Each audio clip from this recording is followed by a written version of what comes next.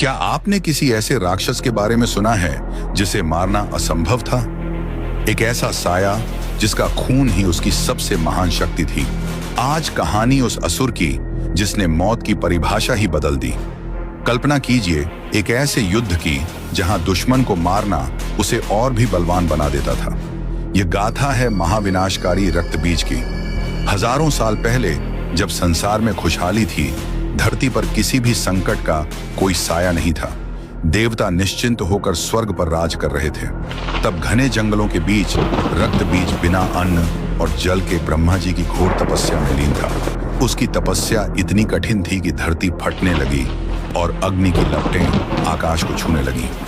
जब ब्रह्मा जी प्रकट हुए तो रक्तबीज ने उनसे एक ऐसा वरदान मांगा जिसने नियति को मूल से हिलाकर रख दिया। उसने कहा, हे प्रभु, मुझे ऐसा वरदान दें कि यदि युद्ध के मैदान में मेरे शरीर से रक्त की एक भी बूंद धरती पर गिरेगी तो उस हर एक बूंद से मेरे जैसा ही एक और शक्तिशाली और जीवित रक्तबीज पैदा हो जाएगा। ब्रह्मा जी ने थास्तु कह दिया। यह वरदान नहीं बल्कि पूरे ब्रह्मांड के लिए एक महाविनाश का बीज था। वरदान मिलते ही रक्तबीज अहंकार में अंधा हो गया। उसने सबसे पहले स्वर्ग पर चढ़ाई की। देवराज इंद्र ने अपनी विशाल सेना के साथ उसे रोकने की कोशिश की। रणभूमि में भयंकर शोर था, तलवारें टकरा रही थीं, लेकिन जैसे ही किसी देवता की तलवार रक्तबीज के शरीर को चीरती और उसका खून धरती को छूता, तब चमत्कार नहीं, महाप्रलय होता। एक बूंद गिरी और एक नया रक्तबीज पैदा हो गया। दूसरी बूंद गिरी और एक और। देखते ही देखते मैदान अब शवों से नहीं बल्कि जीवित राक्षसों की सेना से भर गया था। देवता बेबस थे। वे जितना संग्राम करते, शत्रु की संख्या उतनी ही बढ़ती जाती। अंत में देवताओं को रणभूमि त्याग कर भागना हुआ, क्योंकि वे एक ऐसे शत्रु से युद्ध कर रहे थे जिसकी हर बूंद एक नई मृत्यु थी।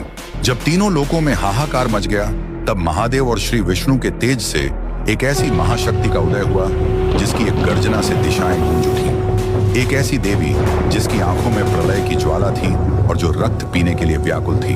आखिर कौन थी वो भयानक शक्ति, और क्या वो इस कभी न खत्म होने वाले रक्तबीज का अंत कर पाई? इस विनाशकारी युद्ध का अंत देखने के लिए तैयार हो जाइए। अब तक आपने देखा, जब रक्तबीज के आतंक से पूरा ब्रह्मांड कांप उठा, तब भगवान शिव और विष्णु जी के तेज से एक ऐसी महाशक्ति का उदय हुआ जिसने प्रलय का शंखनाद कर दिया। रक्तबीज, जिसे वरदान था कि उसके लहू की हर बूंद एक नया योद्धा पैदा करेगी, लेकिन आज उसका सामना उस शक्ति से था जो स्वयं काल की भी काल है। ये थी कालों की काल मां काली। रक्तबीज उनकी ओर बढ़ा और अपनी गदा से वार किया, लेकिन मां काली ने अपने पाश से उसे हवा में ही नष्ट कर दिया।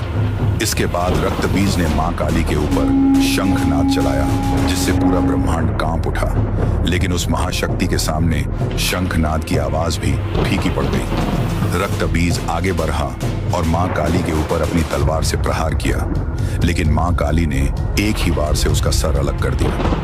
रक्त जमीन पर गिरता और फिर एक नया रक्तबीज पैदा हो जाता है। देखते ही देखते हजारों रक्तबीज युद्ध के मैदान में युद्ध करने के लिए तैयार हो जाते। तब मां अपने अग्नि अस्त्र का प्रयोग किया, जिससे हजारों असुर जलकर राख होने लगे। मां ने अपनी हुआ को पूरे आकाश में फैला दिया। जैसे ही मां का खड्ग रक्तबीज पर प्रहार करता है, गिरने वाले रक्त को मां हवा में ही अपनी जीभ से सोख लेती है।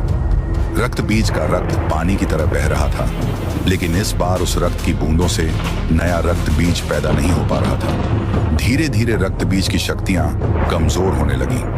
अंत में मां काली ने अपनी तेज धार कटार से रक्तबीज पर प्रहार किया और उसका कटा हुआ सर अपने रक्त के कटोरे में रख दिया। सारा रक्त उस कटोरे में इकट्ठा हो गया और मां वो सारा रक्त पी गई। शरीर का बचा हुआ रक्त मां की जिह्वा में गिरा और इस तरह महाविनाशी रक्तबीज का अंत मां काली के द्वारा किया गया।